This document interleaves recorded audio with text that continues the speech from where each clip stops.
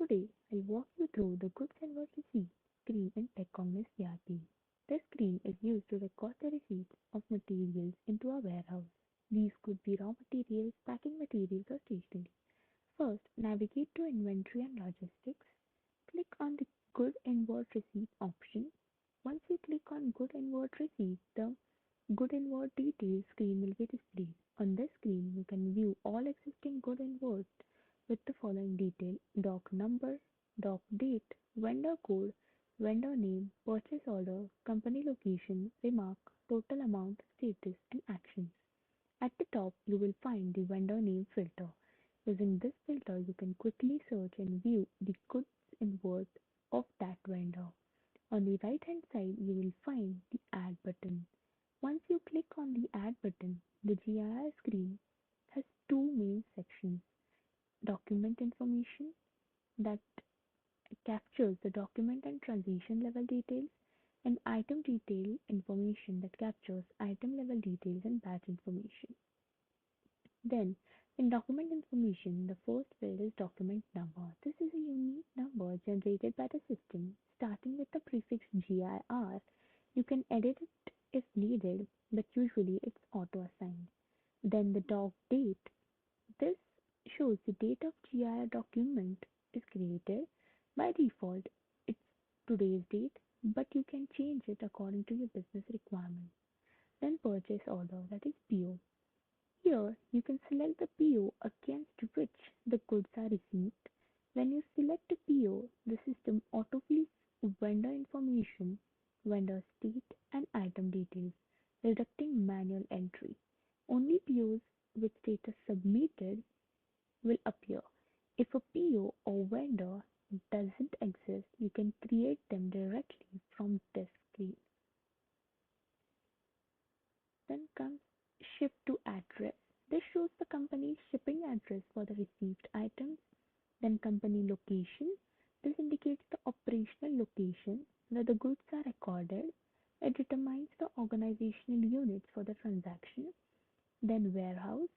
This selects which warehouse will store the received items. The warehouse list depends on the chosen company location. Then store. Within a warehouse, you can choose the specific store where the item will be kept. Then the reference number. These are optional fields to record any internal or external reference for the transaction. Then remark.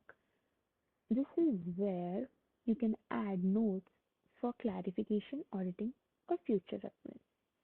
Then comes the item details information section, in which you can find item description that contains item name, UOM, rate, and PO quantity. Then when you click on the gear icon, the update batch button item details will be displayed.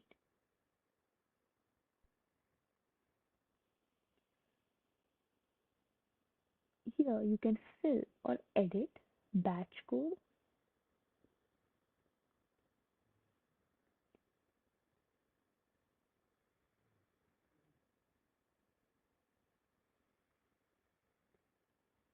then batch manufacturing date, batch expiry date, then received quantity, that is how many units were actually received, and accepted quantity, how many units are accepted. Note that accepted quantity cannot exceed received quantity. Each batch gets its own record to maintain traceability. The accepted quantity should be same or less than the received quantity. At the bottom of the items grid, two totals are automatically calculated: sum of the PO quantity and the sum of gross total. These give a quick summary of quantities and amounts. When talking about the buttons, the Save button saves as a draft. The status will be saved draft. Then the Submit button finalizes the document. The status is submitted. And the Cancel button discards changes and exits the